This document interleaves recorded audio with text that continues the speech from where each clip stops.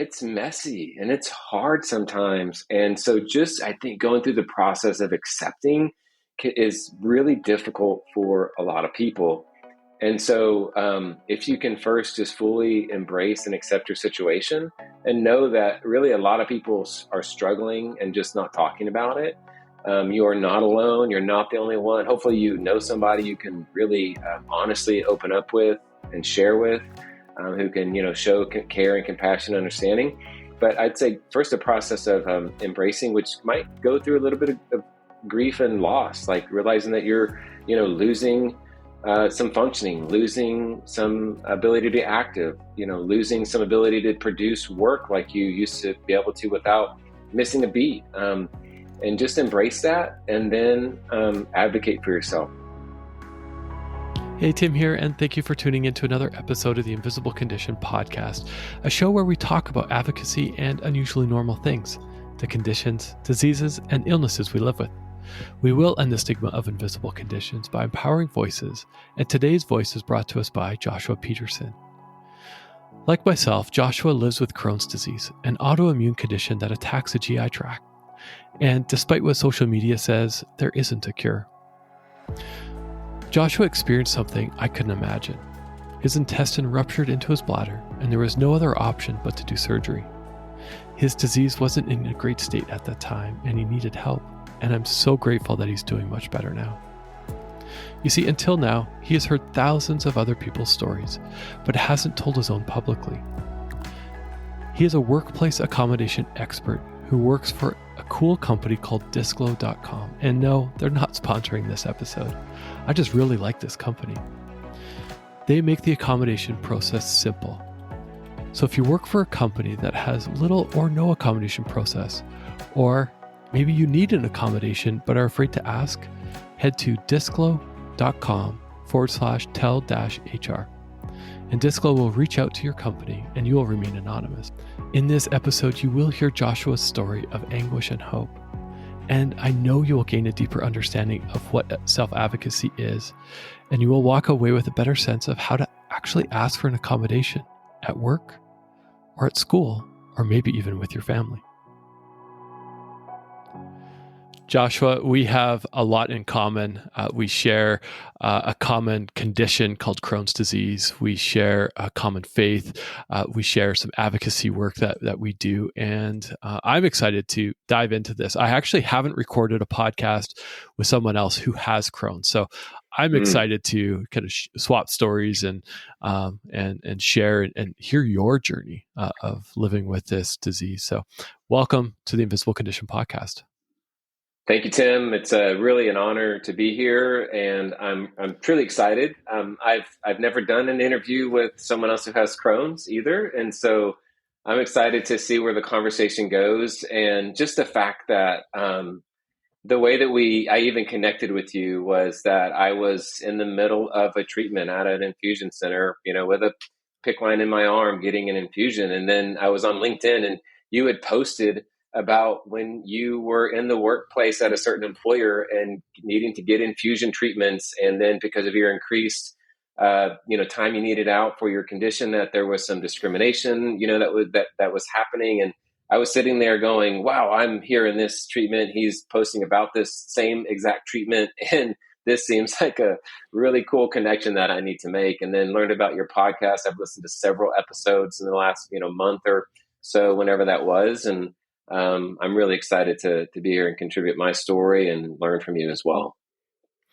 The power of these algorithms that we have no idea how they work. Right. When you reached out and said, hey, I'm sitting here getting an infusion of a medication I'm familiar with, and I heard your story and we need to connect.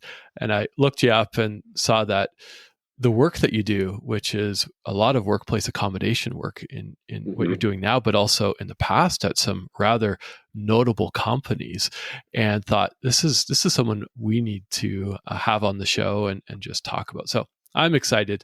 And before we get into it, why don't you just tell us a little bit about who you are? Mm-hmm. Yeah, great question. So to start off, from a personal standpoint, which I like to start from, I live to work, not, or rather work to live, put that first. So I'm married and have four kids who range from age 17 to 10, three boys, 17, 12 and 10, and a 15-year-old girl who's quite tough being in the middle of three boys. And Work career wise, I have over 25 years in HR program management experience. I started my career in employee benefits, doing health and wellness benefits, and then pension, 401k administration. And then from there, moved into leave management, which then morphed into ADA and accommodations and all that.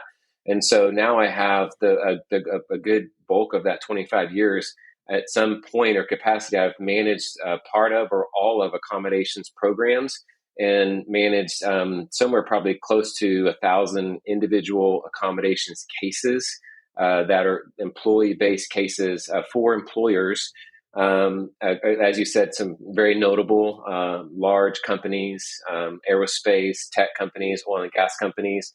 And now for the little bit over a year, I joined a company called Disclo, DISCLO, which is short for disclosure. And we provide the software platform that employers can use to allow their employees to confidentially and safely disclose a disability, make an accommodation request, and it's managed, they can track it, and the employer has the tools they need to track their request, do the things that keep them compliant and with the law and do things right. And so it's been a game changer for our clients. It's truly what I wish I had 10, 20 years ago when I was managing things for an employer. And it's just been super fun getting to use my experience to build a really game changing thing out in the marketplace. Yeah, I love what you're doing. I love the software, or at least what I've heard about it. A little fun fact that I made a connection a few weeks ago, that Disclo is founded by this wonderful person. Her name is Hannah, who also founded a company called Chronically Capable, which is a great job board for those who have a disability and are looking for employers, but also match up employers to very capable employees. I listened to Hannah on a podcast a little over a year, probably almost a year and a half ago. She was a guest, and I was driving. We were driving. My wife was in the car, and I remember looking at her saying, "This is what I need to do." And so Hannah was, whether she doesn't know it, but she was a huge catalyst and an inspiration behind Invisible Condition. So it's come full circle. This is a lot of fun to make those. That's amazing. That's amazing that you have that connection. You were inspired by Hannah, and now you're getting to interview one of her company's early employees, and so that's really super cool. She's going to love hearing that. She is very inspirational, and herself has a disability story. She survived Lyme's disease that she got shortly after graduating from college in her first real career, and had to be on IV medications for multiple hours a day. And eventually the employer said, "Hey, you can't keep bringing that into the workplace. You've got to make a decision." She ultimately left rather than be, fired, and realized years later, hey, that was really discrimination. They even talked to her about, accommodations, or how can we make you successful, and those things. And so she has a real story there. And then the other co-founder, Kai Keen, he grew up in Japan with a blind aunt, and his uncle, the aunt, married the husband, being the working at the Lighthouse for the Blind in Japan, which is one of the largest providers of opportunities and employment and training and services to the blind and visually impaired. So his life has been intertwined with disability as well. And they're just the perfect people, intrinsically motivated to be doing what they're doing. And it goes all the way through the company culture. And it's just so cool to be connected with other really motivated folks to help people with disabilities get what they need, and help employers to provide services, have inclusive and safe workplaces. It's super excited. And then, myself, which I'm sure we'll get to in a minute, a little more specific, I have a disability experience myself as well, with a, invisible condition. So, yeah. It's again, just excited to see the work that you're doing, the work that you have done as someone who has an invisible condition. And so let's talk about that. If share as much detail, as little detail as you're comfortable. Like, I'm curious about your diagnosis story and how you came to realize that you have this disease. Yeah. So it started when I was 20 years old.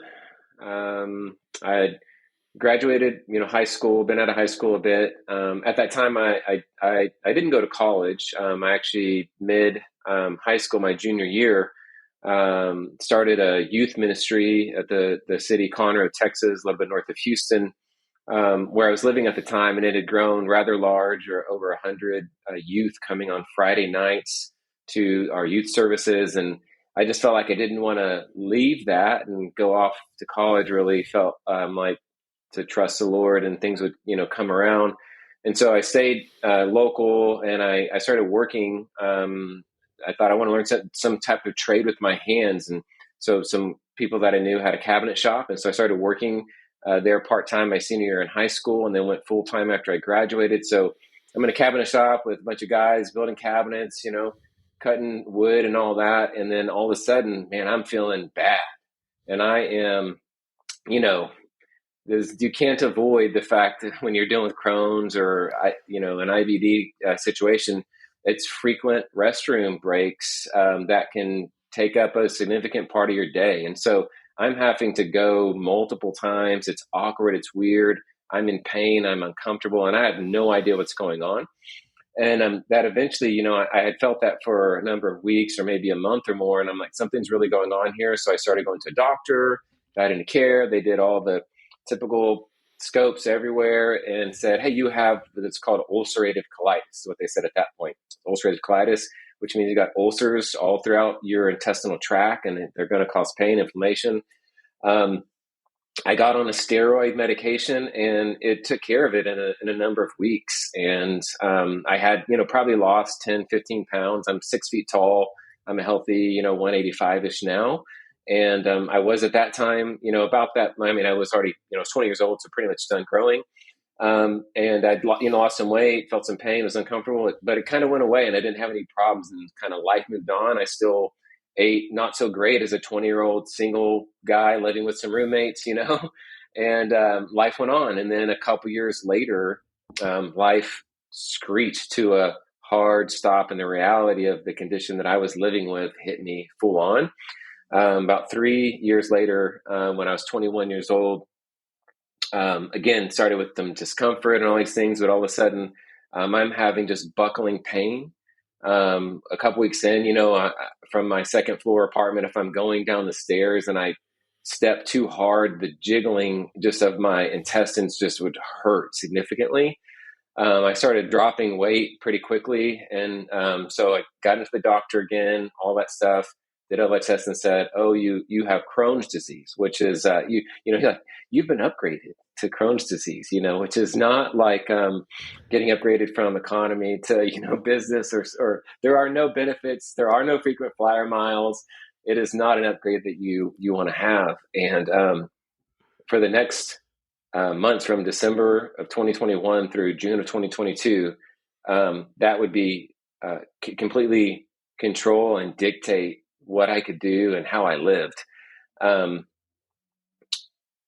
I was just so that I could work, I was having to do liquid foods in the morning for lunch, and then trying to eat like some type of semi-solid dinner. Ended up with, this as a condition, stricture. So, your intestine is scarring tissue, very small. And so when you're trying to digest food, it hits that, and it's incredibly painful as it tries to, like, you think like a toothpaste tube, you're trying to squeeze out all this volume, and it's like all that pressure behind there, you feel that inside, and it isn't just, it's excruciating pain. And so for months, I experienced that every time I would eat. So I would eat liquids during the day just so that I could try to work. Over that 7 months, I did have to take medical leave a couple of times for a couple of weeks at a time.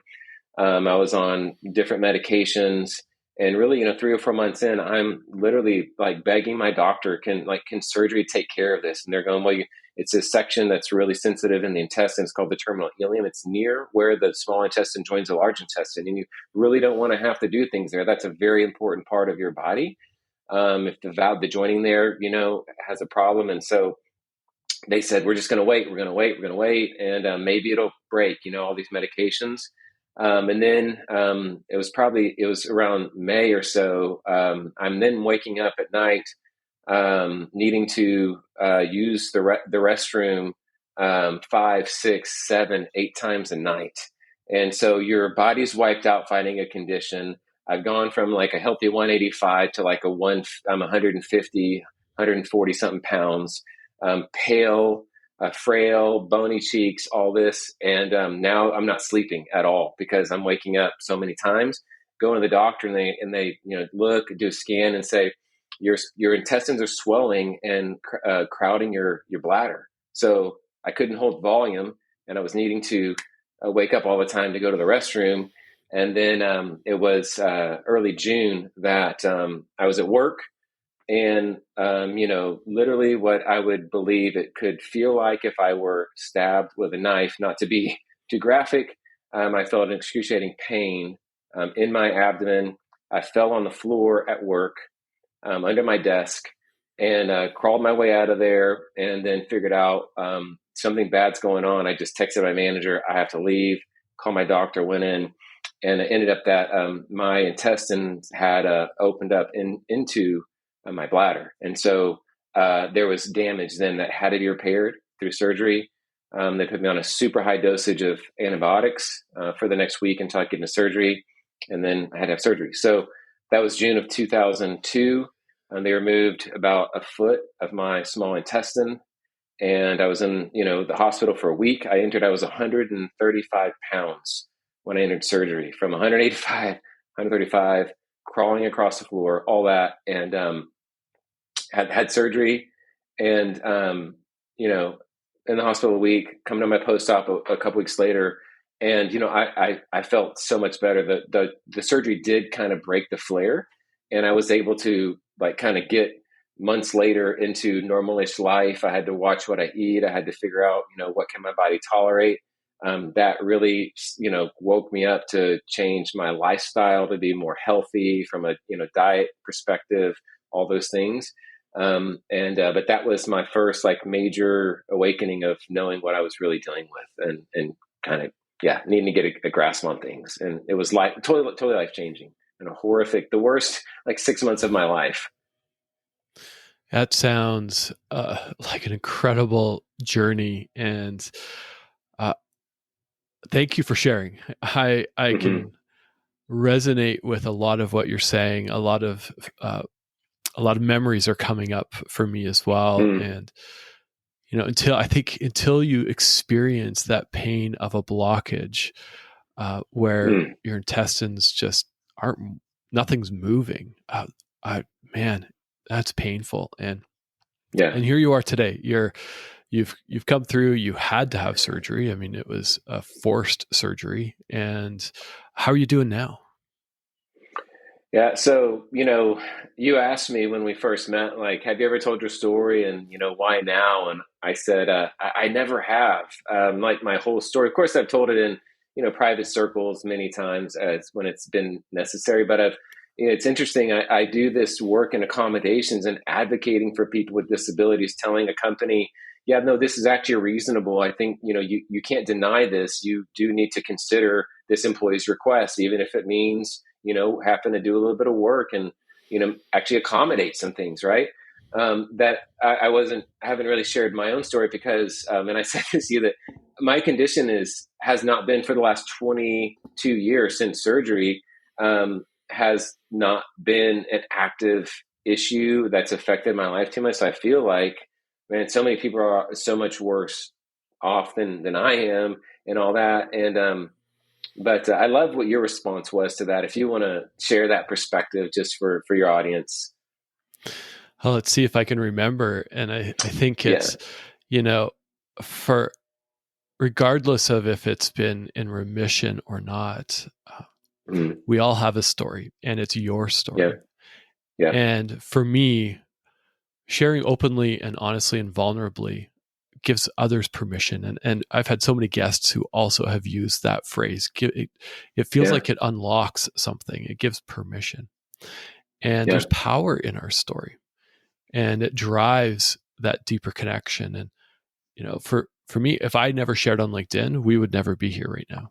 I would never know a guy named Joshua Peterson. Never. It's a great Maybe point. we come across it, right? I would never have recorded a podcast earlier this week with this wonderful person. Her name is Deanne, and we talked about grief after life. Never would have met her. She's so wonderful. I could see, friendships flourishing out of sharing what makes us our version of normal. So, not sure if that's exactly what I said, but pretty much. You just said it's personal, and so your story is your story, and how pain and hardship affected me is different. And I love that perspective. And so it is incredibly important to share a story. And I've encouraged so many people to share their own stories. And I host LinkedIn Lives and webinars with people sharing their stories. And so it's just it's interesting. And so I'm really grateful, for the opportunity. 20-ish years, other than kind of some, speed bumps of condition, just kind of like, I don't feel so great. I need to kind of call, take a break, be less active, whatever, take a break on coffee, kind of things like that. I hadn't had a significant issue until mid 2021, mid 2022. I started not feeling so great, around March, April. Told my wife about it, and which itself is a choice. I'm like, I don't want to worry her. It's kind of this thing of like, I don't want to burden people, and it's like, just get the help you need. Talk, and be open, right? Welcome, invite people in, especially my wife, who I so just trust with my life, everything, So let her know after a couple of weeks how I was feeling. We now live in the Austin area, nowhere near my previous doctors, and so took some time to find the right specialist to go see, and started getting checked up, and realized that there's some activity and symptoms going on in my intestines, and had been for some time, obviously, from where things are at. Again, some stricturing happening, not to the point of like I'm feeling it, but if we don't do something about it, I will be feeling it. Ulceration happening that is going to, could bring on the kind of flare like I had previously, if not, treated or taken care of. So immediately made a decision of, we took some time to, kind of investigate, but eventually made a decision on an infusion, medication to get on. Started that in September of 2022, which is the same month that I left an employer that I had been with for 3 years, and went kind of a few months on my own, looking at doing some consulting and various things, and then found the opportunity for Disco in January of 2023. Started with them, which has been just life changing in itself, from a just work value standpoint, but started getting in those treatments September, October, and so it's been about coming up on a year and a half-ish. And after being on them for a year, had another regimen test of things, learned that the stricturing had opened up, so that's a good thing. But due to other things, we've increased the regimen of my treatments. So it's something that I'm actively managing managing symptoms when I feel them, actively under treatment for Crohn's again, and something that now has to take thought and attention. So we're doing what we can now to prevent something further. You said something that kind of broke my heart, which was you took a break from coffee, and I told my doctor, I'm like, anything but giving up coffee. I just can't give up coffee, please. So, yeah, are you still a coffee drinker? Or have you given it up? Are you? For the video, here's some cold beer right here in my tumbler, right on the side of my desk. So haven't given it up, but I have reduced. I did see a nutritionalist in around that September of 22 time again, and she said 2 cups a day, and I was like, you mean like, can I choose my cup size, and sip on it throughout the day, or So I try to stick pretty close to that on most days. My wife helps a lot as well, but it's just something you got to make choices. And then my wife again is like, hey, let's do an allergy test and just make sure there's nothing, any unknowns that are causing inflammation. And I thought since really my surgery that I was lactose intolerant. Turns out I have a dairy allergy. So I have to completely avoid all dairy. So I've learned to be dairy free. I'm very glad to be living in the modern time where you can get a lot of alternatives that are plant based that actually taste good.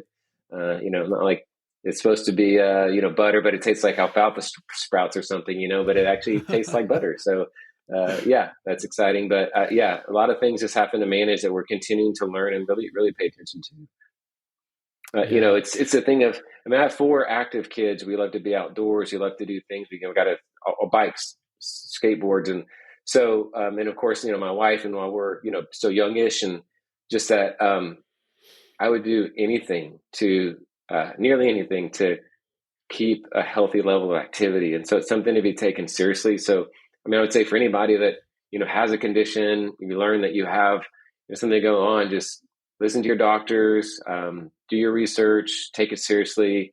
The quality of life part is just so incredibly valuable to me. It is, and I think that's an important thing to communicate to your health practitioners. Mm-hmm. It's I've in the past. I've got a great doctor now. Big shout out to Dr. Rosenfeld. He's phenomenal, and his care team is just wonderful. And I've been very clear saying I miss going hiking with my kids, or snowshoeing in the winter, Yeah. or biking, or camping. And it's always in the back of my mind that I will likely have an accident, and we need to get past that, because I can't go on for the next, kind of midway through my life. I can't imagine another 40 years of not wandering too far away from a washroom. So what are we going to do? Yeah. Yeah. And I wrote an article on self-advocacy and asked a few people to weigh in on that as well, because it's so important to learn how to advocate for yourself and not just take necessarily face value. It's we know how we're feeling. So if a medication's we don't feel that it's working, we need to talk to our doctors about that. We need to say, what is going on? What's next? Absolutely. I agree. So you've worked with thousands of people to get accommodations in the workplace. You're working for a software company who works with organizations to say, hey, this accommodation process doesn't have to be arduous and terrible. And now you're saying, hey, you're telling us your story for the first time in a public forum. What would you say to someone who is maybe even in the workplace saying, hey, I need to disclose because it's now affecting my work? How should somebody go ahead and have that conversation with their employer?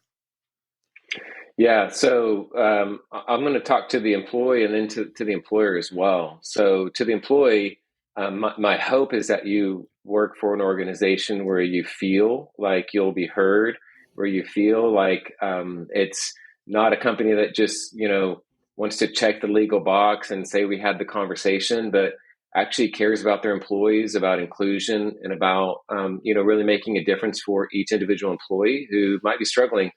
And I also know that if you're at the point where you feel like you might need to disclose and request some accommodation or support, that you've probably been working like in addition to your full-time paid job, a part-time unpaid job of managing your condition on the side and hidden at work and masking and all those things. And it's just exhausting, and employers should hear that as well. It's exhausting for your employees. So the way that you should start with the conversation is, you can, if your company doesn't have resources or have a process, number one, I would go to your human resources person and let them know that, you have a disability and condition and that you need to request an accommodation or support within the workplace. And I'll say that you keep your own notes and document everything, have a conversation, send an email to recap it. Just for your own, protection. Documentation is important. And then hopefully they can direct you to the process. If the company doesn't have forms, you can, from at disclo.com, we are putting out resources for employee request forms, approval forms that employers can use, and those things. So you can get that from us and just fill that out and give that to your employer that requests the type of support you need. From there, it would be about really knowing your rights and the responsibilities that your employer must have under the law, which, again, not to plug the company all the time, but on our blog, on our resources, we have a great article about reasonable accommodation process and the rights and responsibilities for the employee and employer. And that's a great resource for you. But your employer is required to consider your request and have what's called an interactive dialogue or interactive process where you literally interact. It's meant to be a collaborative process between the employee and employer where they hear your request. They decide if it's something that they would find reasonable, that it's practical to be able to be implemented. It doesn't cause an undue hardship. If they think it's not, then they need to have some alternatives to discuss with you, and you can go back and forth and try to find a solution that meets your need and doesn't impact the employer's productivity and those types of things, and really helps you to do your essential functions of your job as a term under the law, what the job is meant for, the key features or key functions. And so if you can find an accommodation that does those things, then the employer, likely under the law, is required to give you that accommodation and at least trial it and document if it's effective in supporting you to do your job and for the employer to remain productive, et cetera. So to recap, talk to whoever is your point person, HR person. Ask them for the company's policy and resources. If they don't have it, use our website to get a form to submit your request, document things, and then engage in that interactive process with your employer until you can find a solution. I love that. I learned so much in less than 10 minutes right there. So I know there's going to be people listening to this who have struggled to bring this to their employer, who don't necessarily feel comfortable sharing that they need some accommodation, and know that you don't have to share. You don't have to go into all the details of what's going on. If your employer asks, you don't need to share those details. Yep, absolutely. And what I was going to just mention, to say to the employer, but and it would come up. But the note to the employee is you are not required to disclose your specific disability or medical condition. Under the law, you just have to be certified that you have a disability that significantly impacts one of your major life activities, is what the term is under the Americans with Disability Act, or similar laws globally. I know you have a global audience, Tim, you're in Canada. So all the laws use some type of similar language. But if it significantly impacts your life or a major life activity, then you have a disability. And so you really just need your doctor or physician to certify that you do, in fact, have a disability, and it does impact these major life activities. And this is how it interferes with your job responsibilities. And therefore, this is the accommodation the doctor supports you getting in the workplace. They do not need to know your specific disability. And so to the employer, in order to have a really safe and inclusive environment where your employees feel like they can get support, because you really do want your employees to feel like they can request support. I know you just had Miles on a few weeks ago, or at least you released a couple weeks ago. I just listened to his podcast a couple of days ago. He supports disability employment. And I loved his article, and I was like, some of his stats and data is exactly what I always have on the top of my mind. He mentioned the Department of Labor, I believe, but also the Job Accommodation Network, askjan.org. They've done a multi-year study with employers on what's the cost of an accommodation.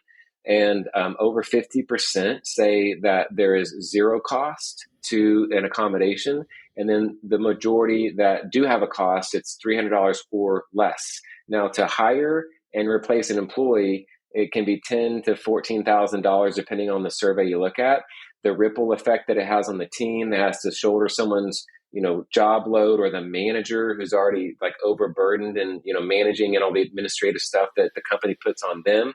And then they've got to take on, workload of an employee who's no longer there because they didn't feel like they could request support because the company doesn't care, isn't inclusive, or might discriminate and like push them out. It's actually not just, best for your employees, it's best for the company that they be inclusive. They create a safe environment where employees feel like they can request support and be taken seriously, treated with dignity, and it be understood that, hey, a lot of people over their lifetime are going to experience disability or a serious limiting medical condition, whether that's permanent or long-term, temporary, or somewhere in the middle, or it's episodic. You know, most people, a full 1/4 of people will have a disability over their lifetime. And that doesn't, it's regardless of, race, religion, sexual orientation, identity, all those things, that's disability touches all. And so having a environment that's safe for your employee with disability to disclose is best for the employer as well. You retain an employees who feel included are more productive. They work harder, they're more dedicated to the company, and it's going to pay in dividends to the employer over time. So listen, care, publish your policies, make it easy to understand, talk about examples of where the company has included folks and accommodated employees. Let your employees know that they can trust you. Again, so much wisdom right there. And I'm going to have to take this podcast and convert it into an article as well, because there's so much rich insights there, Joshua. Thank you for sharing. And I see your passion. I feel your passion as you're talking about this and saying, like, employers, some employers are doing really well. That's great. Some employers, it's time to ensure that you are including those with disability in your organization. And so, as somebody you're like yourself who lives with a disability, lives with Crohn's disease, you've said you've shared with friends, you've shared in your circle, but not necessarily very publicly. And for someone who might be listening to this and is saying, yeah, I want to put my voice to my condition, because my condition has maybe had power over me, and now it's my turn to take that power back. What would you say to someone who is thinking about embracing their story? Well, it can be certainly hard sometimes to embrace. I think there's obviously, I think in today's culture, a lot of emphasis put on being positive, looking polished, collected, the social media highlights reels that everyone's, always sharing, the glowing, pictures of the family that, you and I know took like 30 minutes to get that one picture in like 75 takes, and you had to like bribe your kids, with ice cream if they'll just smile one more time, kind of thing. But that's how life is, right? It's messy and it's hard sometimes. And so just, I think, going through the process of accepting is really difficult for a lot of people. And so if you can first just fully embrace and accept your situation and know that really a lot of people are struggling and just not talking about it. You are not alone. You're not the only one. Hopefully, somebody you can really honestly open up with and share with, who can, show care and compassion and understanding. But I'd say first a process of embracing, which might go through a little bit of grief and loss, like realizing that you're, losing some functioning, losing some ability to be active, losing some ability to produce work like you used to be able to without missing a beat. And just embrace that, and then advocate for yourself. Like I said, Tim, earlier, I want to find that article you wrote on self-advocacy. And I understand you have a guest coming out. They've written a book on self-advocacy. I'm looking forward to that too. But advocate for yourself. So know your rights and responsibilities under the law. And just be become comfortable just integrating your full self and your condition into life. And so, it doesn't have to be like, I have Crohn's disease and it causes this kind of pain and that kind of pain. Just to say I have a serious health condition, and it will work best for me if we can plan for blank. And I go, okay, yeah. I'll be able to fully be involved in this event if we can, have such and such. And most people will make room for that. Yeah, in the workplace as well as our friend groups, right? If Mm-hmm. how many Yeah. people in our friend groups? For me, last year when my Crohn's came out of remission with vengeance, a lot of people didn't know that I lived with Crohn's, and now they all Mm. do because we needed support. We had to lean on some people for help, and when we started telling people, people were grateful and wanted to help and didn't just say, "What can I do?" They said, "What time are you home so I could bring home over a meal? Hey, I'll Yes. take the kids today because uh, I'm sure you need a break." Or, "Hey, do you need a ride to your appointment?" Uh, People want to help. People are willing to help, and often what I found is if we wait for that help, it might not come. So finding our It's voice, true. you could be public on a podcast or on social media or just with your friends. You don't need to go to the Mm-hmm. tallest mountain and shout. Uh, it's uh, it it could be as simple as, I'm going to talk to a couple of my friends about what I need, and there's power to that, and you're taking the power of your life back. And so I Absolutely. love that. Right, I love that insight. So That's great. Joshua, as we look to wind down, I ask all my guests this. There's so much stigma that surrounds invisible conditions, and Yep. I'm thinking selfishly, even for my kids, if they live with something, and as they enter school and the workforce in the future, I don't want them to live with the stigma that surrounds us. How can we end? Aside from, hey, we got to tell more stories. I'm just curious, like, is there anything on top of mind, and how are we going to end the stigma that surrounds invisible conditions? Well, the area that I think about that the most is from the employer-employee relationship perspective. That is where a lot of individuals find a pain point, stress, and anxiety because most of us need to work, earn some cash to pay for life, pay for our bills, cover family members who rely on us, and or just the things we need to be comfortable. And so, feeling threatened, feeling that your livelihood is going to be threatened if you talk about your medical condition or advocate for yourself and ask for support is a big problem.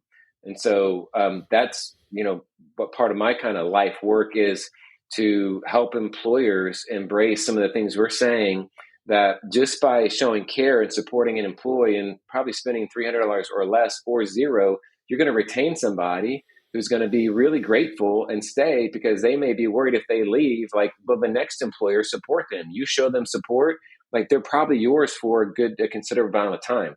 So realizing to give the support, if you're, whether you're HR manager, company, leader, that you start to have these discussions inside of your company, and say that, we're going to be public and open about that. We're going to be inclusive. We're going to be open. We're going to go get, consulting help from like Disclo, or, talk to us about the support of our software package, to manage things the right way for your employees, and start to make a difference. And then I would say, for individuals, you do have to have some self advocacy. The world isn't in a place where everybody can just, put their hands up and, the road is paved for us. Unfortunately, we do have to advocate for ourselves and make a place. So learn to do that, learn to be comfortable.